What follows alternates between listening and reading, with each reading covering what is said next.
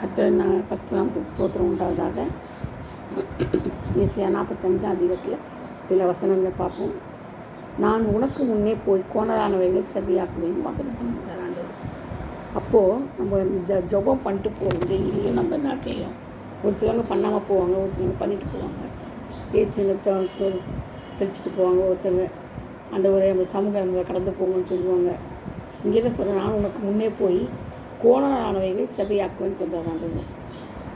கோணலானவைகள்ன்றபோது நம்முடைய நடைகள், நம்முடைய எந்த நோக்கத்தில் போகிறோம் இல்லையா, அது கோணலும் மாணலும் அந்த நல்ல வழியெல்லாம் இல்லாமல் இருந்ததுன்னா அது என்ன செய்வோம், நேர்வழியாக்குவாங்க, செவ்வையாக ஆக்குவேன்னு சொல்கிறது. உன்னை பெயர் சொல்லி அழைக்கிற இஸ்ரவேலின் தேவனாக கர்த்தர் நானே என்று அறியும்படிக்கு பெண்களை கதவுகளை உடைத்து இருப்பு தாள்களை முறித்து அந்தகாரத்தில் இருக்கிற பொக்குஷங்களை ஒளிப்புறத்தில் இருக்கிற புதையல்களை உனக்கு கொடுப்பேன்.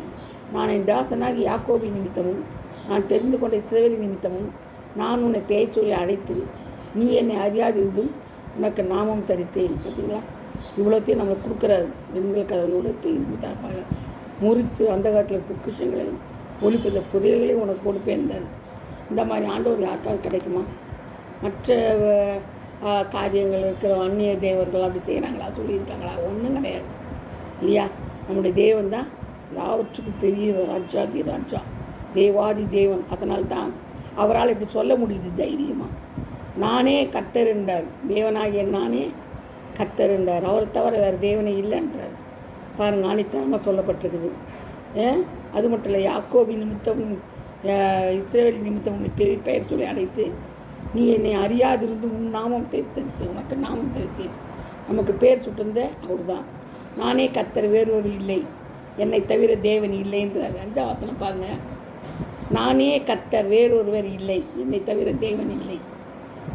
என்னை தவிர ஒருவரும் இல்லை என்று சூரியன் உதிக்கிற திசையிலும் அது அஸ்தமிக்கிற திசையிலும் அறியும்படிக்கு நீ என்னை அறியாதிருந்தும் நான் உனக்கு இதை கட்டினேன். நானே கர்த்தர், வேறொருவர் எத்தனை சொல்கிறார் பார்த்தீங்களா.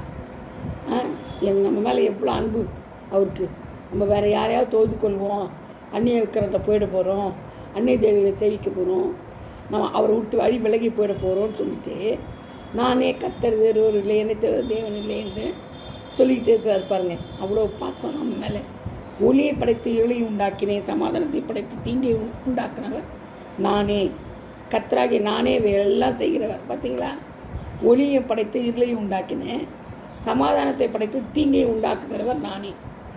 அப்போ எல்லாமே ஆளினால், எல்லாமே ஆண்டவர் மட்டும்தான். எல்லாமே ஒன்று விடாமல். அவர் இல்லாமல் நமக்கு ஒன்றுமே கிடைக்காது. அவர் இல்லாமல் நம்மளால் கையாட்ட முடியாது, காலாட்ட முடியாது, மூச்சு கூட விட முடியாது. எல்லாமே தீங்கையும் செய்கிறவர், சமாதானத்தையும் பண்ணுறவர்னா உண்டாக்குகிறவர் நானே.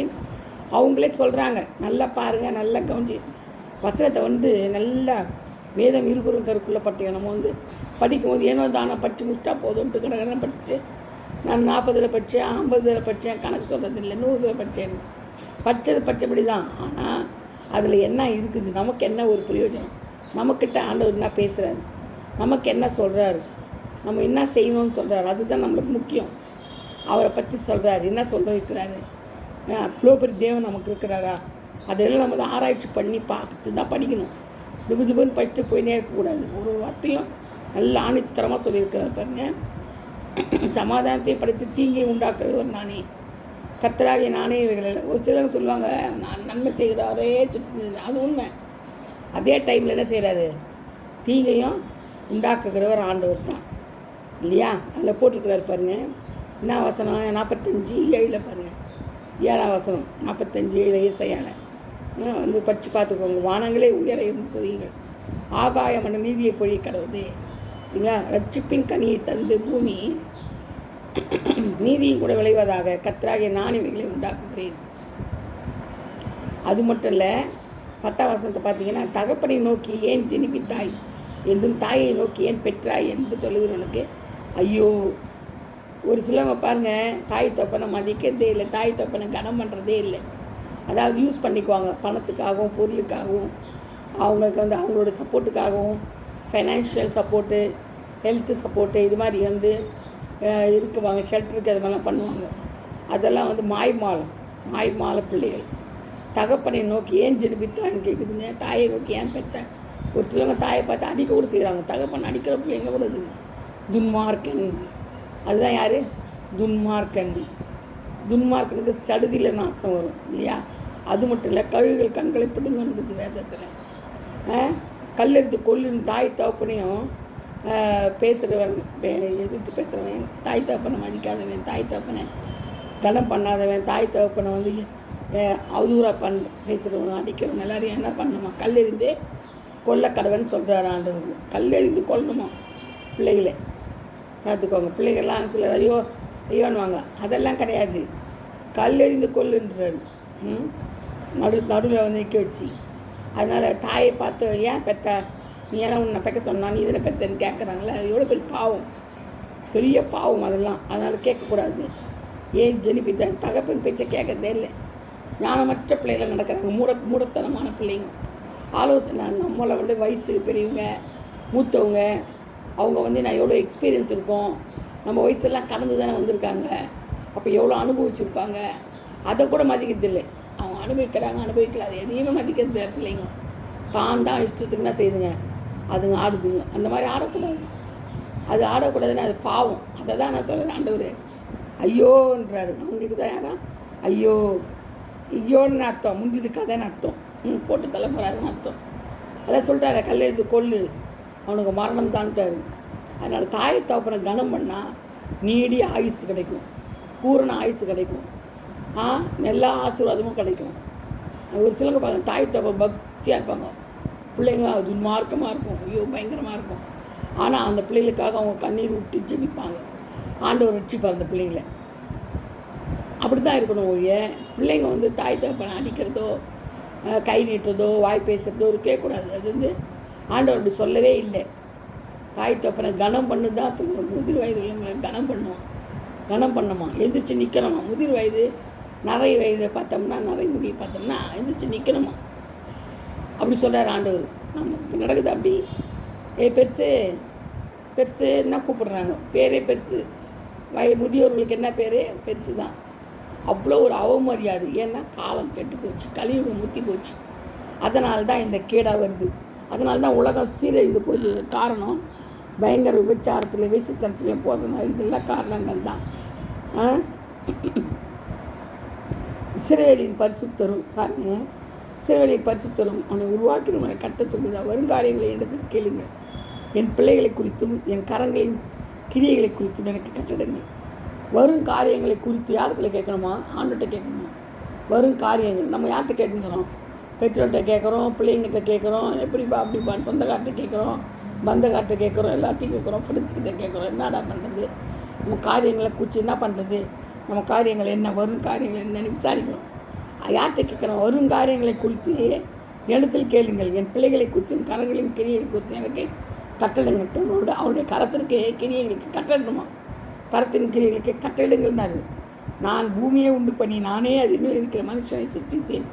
என் கரங்கள் வானங்களை விரித்தன, அவைகளின் சர்வ சேனையை நான் கட்டளிட்டேன். வானங்கள் பூமி உலகத்தில் இருக்குது எல்லாமே யார் கட்டளிட்டு தான்? யார் சிருஷ்டி தான்? சர்வ சேனையை நான் செஞ்சேன், கட்டளை ஒரே வார்த்தையினால் ஆண்டவனத்தை உலகத்தையே சிருஷ்டித்தேன்னு சொல்கிறாரு. சரிங்களா? பார்த்தீங்களா? அதுலேருந்து என்ன தெரியுது நம்மளுக்கு? பெரிய காரியம், வரும் காரியங்கள் தான் அப்படி கேட்கணுமா?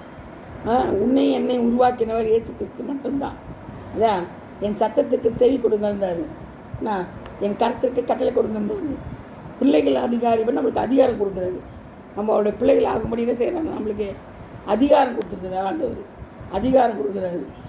அந்த மாதிரி நான் அதே மாதிரி தான் யோசுவாவில் பார்த்தோம்னா, நம்ம அத்தியாயத்தில் பார்த்தோம்னா யோசுவான்னு என்ன பண்ணுறாரு? சந்திரனையும் ஆகாயத்திலே நிற்க வைத்தார். யார்? யோசுவா. அதனால் தேவனால் எல்லாம் கூடும். சூரியனை சந்திரனே அப்படியே நிற்கிது அசையாமல். அப்போது ஒரு இது எப்படி இருக்கும்? தேவனால் எல்லாம் கூடும். உன் காரியத்தை கற்றுட்ட சொன்ன, நம்ம என்ன, நம்மளுடைய காரியத்தை கற்றுட்டு சொன்னால் கட்ட வாய்க்க பண்ணுவார். உன் காரியத்தை கத்த வாய்க்க பண்ணுவார்னு சொல்லப்பட்டிருக்கு. சங்கீதம் 62:5, சங்கீதம் 121:2 சொல்லப்பட்டிருக்கு. பாருங்க, தேவனை நோக்கி அமர்ந்திருக்கணுமா, நீ அவரோடு பழகி சமாதானமாக இரு. நம்ம என்ன செய்யணுமா? அவரோட பழகி சமாதானமாக இருக்கணுமா. உன் காரியத்தை கர்த்தருக்கு வாய்க்க பண்ணுவார். அவரால் என் ரட்சிப்பே வரும், கட்டாயம் வரும். யோபு 22:21 சொல்லப்பட்டிருக்குது. சங்கீதம் 62:1 சொல்லப்பட்டிருக்குது. இந்த காரியங்கள் எல்லாம் பாருங்கள், நான் சொன்னதெல்லாம் இதில் இந்த வசனங்களில் தான் இருக்குது. நீங்கள் எடுத்து படிச்சுக்கோங்க, நமக்கு நேரம் இல்லை. நான் நம்புகிறது அவராலே வரும். என்ன வரும்? நான் நம்புகிறது அவராலே வரும். கர்த்தர் தெரிஞ்ச எனக்கு ஒத்தாசை வரும். நம்ம நம்பணும். நான் நம்புகிறது அவராலே வரும், நான் நம்புகிறது அவராலே வரும்னு நம்ம சொல்லிக்கிட்டே இருக்கணும். நைட் அண்ட் டே தூங்கும் போது, உட்காரும் போது, பேசும்போது நல்ல வார்த்தைகளே பேசணும். மற்றவர்களுக்கு பக்தி விருத்தி உண்டாக்குற மாதிரி வார்த்தை பேசணும். மனமடிவான வார்த்தை பேசக்கூடாது, பக்தி இல்லாத வார்த்தையை பேசக்கூடாது. என்ன சொல்கிறது, சிலர் அப்படியே வெறுப்பேற்றுற மாதிரி பேசுவாங்க, அவமரியாதையாக பேசுவாங்க. அப்படிலாம் பேசக்கூடாது. ஆவியானவர் துக்கப்படுத்தக்கூடாது, துன்பப்படுத்தக்கூடாது. நல்ல வார்த்தைகளை பேசணும், ஆவிக்குரிய வார்த்தைகளை பேசணும், கனம் பண்ணுற மாதிரி பேசணும். சரிங்களா? அதனால தான் என்ன சொல்கிறாரு, நான் நம்புகிறது அவராலே வரும். தேவனை நோக்கி நம்ம அமர்ந்திருக்க வேண்டும். நீ அவரோட பழகி சமாதானமாக இருக்கணுமா? யாரோட பழகி? ஏசப்பாவோட பழகி நம்ம என்ன செய்யணுமா? சமாதானமாக இருக்கணுமா? கர்த்தருக்கு எனக்கு ஒத்தாசை வரும். கர்த்தருக்கு ஒத்தாசை வரும். மனுஷன்னா ஒத்தாசை பண்ண மாட்டான், துரோகம் பண்ணுவான். மனுஷன்லாம் துரோகிங்க இல்லையா? மனுஷன் நம்பதை பார்க்கலும் கர்த்தர் பேர்பட்டதாக இருப்பது நலவுன்னு ஆண்டவர் சொல்கிறாரு. அது மாதிரி ஆண்டவரை மட்டும் நம்பினா போதும், மனுஷன் நம்பவே கூடாது. மனுஷன் நம்புகிறது விருதா, வேஸ்ட்டு. ஒன்று அவன் ஏன்னா அவன் பிள்ளை போல பூண்டை போல செய்கிறான், உணர்ந்து போகிறான், உலர்ந்து போயிடுவான். காலையில் வளர்ந்து சாயங்காலம் உதிர்ந்து போகிற பூவை போல் அந்த மனுஷன் இருக்கிறான். அதனால் அவனோட பிரயோஜனம் இல்லை. அதனால தான் ஆண்டவர் நடத்த சொல்கிறாரு, சுவாசம் இல்லை நம்புவதை பார்க்கலாம் கர்த்தர் பேர்பட்டதாக இருப்பதே நலம். இதுதான் ஆண்டவருடைய வாக்கு. அதுதான் நான் நம்பினது. நான் நம்புகிறது அவராலே வரும்ன்று நம்ம என்ன செய்யணும்? நம்பிக்கையோட காத்திருக்கணும். காத்திருக்கிறதுனால நம்ம என்ன செய்யலாம்? பெற்றுக்கொள்ளலாம். அவர்கிட்ட கேட்டு பெற்றுக்கொள்ளலாம். அவர்கிட்ட கேட்கணும், கேட்டு அவருடைய கரத்திற்கு கட்டளை கொடுத்து அதை என்ன செய்யணும்? பெற்றுக்கொள்ளணும். வரும் காரியங்களை இடத்தில் கேளுங்கள்னு சொன்னார் இல்லையா? வரும் காரியங்களை அவர்கிட்ட கேட்கணும். அது நம்ம குறைஞ்சி போகும்போதில்லை. அவர் தான் நமக்கு எல்லாமா இருக்கிற சர்வ சிருஷ்டிக்கும் காரணகர்த்தர், நம்முடைய எஜமான், நம்முடைய ராஜாதி ராஜா, நம்முடைய ஒரே தேவாதி தேவன், உலகத்தின் சர்வ சிருஷ்டிக்கும் ஒரே ராஜாதி ராஜா கர்த்தராக இயேசு கிறிஸ்து மட்டும்தான். அவரே ஆண்டவர். அவரால் இல்லாமல் நம்மளால் ஒன்றும் பண்ண முடியாது. கர்த்தர் தாம் இந்த வாக்குகளை நம்ம கொடுத்தபடினாலும் நன்றியோடு ஸ்தோத்திரிக்கிறேன். நீங்கள் இன்னும் கூட பைபிள் நல்லா படிங்க. ஒவ்வொரு வசனங்களும் ஆணித்தரமாக இருக்குது. மற்றவங்களுக்கு சொல்லுங்கள். நான் அனுப்புகிற இதெல்லாம் லிங்க்கில் நீங்கள் மற்றவங்களுக்கு அனுப்புங்க. ஜீசஸ் ஷர்லி 7625 போட்டு நீங்கள் எல்லாருக்கும் அனுப்புங்க. அநேக ஆத்துமாக்கள் ரட்சிக்கப்படணும். ஒரே எண்ணம் என்னதுன்னா, ஆத்துமாக்கள் ரட்சிக்கப்படணும். இந்த சின்ன மெசேஜ் எத்தனையோ ஆத்துமாக்களுக்கு போகும்போது ஒரு நேரம் ஆண்டவர் பேசுவார். ஏன்னா அவர் தானே கடவுள், நானே தேவன், என்னென்று தேவன் இல்லைன்றார். இந்த வார்த்தை அநேகரை தொடும். அதனால் நீங்கள் முடிஞ்ச அளவுக்கு லிங்க்கு அனுப்புங்க, எல்லாருக்கும் அனுப்புங்க. எல்லாம் யார் இருந்தாலும் சரி, இந்து முஸ்லீம்ஸு கிறிஸ்டின் சிஎஸ்சி எவ்வாறாக இருந்தாலும் நீங்கள் அனுப்புங்க. கர்த்தர் அவளுக்கு இதயத்தில் பேசுவார். நமக்கு அநேக ஆத்துமாவை கிடைக்கும். நம்ம பரலோகத்துக்கு போகும்போது ஆத்துமாவை பொக்கிஷங்களை நம்ம கொண்டு போகணும் கர்த்தருக்கு. அதுதான் நம்ம செய்கிற நம்முடைய கடமையும் கூட. கர்த்தர் தாம் இந்த வார்த்தைகளை ஆசீர்வதிப்பாராக, பாதுகாப்பாராக. ஆமென். லேலியா, க்ளோரி டு ஜீசஸ்.